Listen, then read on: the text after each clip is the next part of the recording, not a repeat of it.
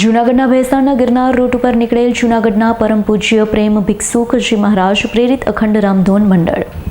જૂનાગઢના ભેસાણના ગિરનાર રૂટ ઉપર નીકળેલ પરમ પૂજ્ય પ્રેમ ભિક્ષુકજી મહારાજ પ્રેરિત જૂનાગઢનું અખંડ રામધૂન મંડળ ગિરનાર સ્થિત ક્ષેત્રની ફરતે પ્રદક્ષિણા કરી અને વિશ્વ શાંતિ જીવ માત્રના કલ્યાણના શુભ ઉદ્દેશથી અખંડ રામ નામ સંકીર્તન દિવસ રાત 24 કલાક ચાલુ છે. ત્યારે આ મંડળ ભેસાણ રોડ ઉપર આવેલા મેંદપુરા, રાણપુરા, છોડવડી, બાંધણા, બિલખા, ખડિયા, વિજાપુર સહિત થયું ગિરનારની ફરતી પ્રદક્ષિણા કરી તમામ ગૌશાળામાં ગૌમાતાને લાડુ, ખોળ, ઘાસ, ગાજર જેવી પૌષ્ટિક ખાદ્ય સામગ્રીમાં અર્પણ કરે છે.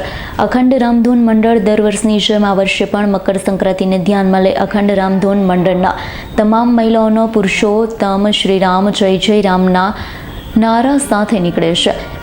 ગિરનારની ગોદમાં ભક્ત કવિ નરસિંહ મહેતાની કર્મભૂમિ એવા ઐતિહાસિક જૂનાગઢમાં ચાલતા વિશ્વ શાંતિ જીવ માત્રના કલ્યાણ માટે શુભ આગ ઉદ્દેશ્યથી જૂનાગઢના અંબિકા ચોકમાં 24 કલાક ચાલતા છેલ્લા 29 વર્ષથી ચાલતું અખંડ રામધૂન મંડળ સૌરાષ્ટ્રમાં 6 જગ્યાઓ પર કાર્યરત છે.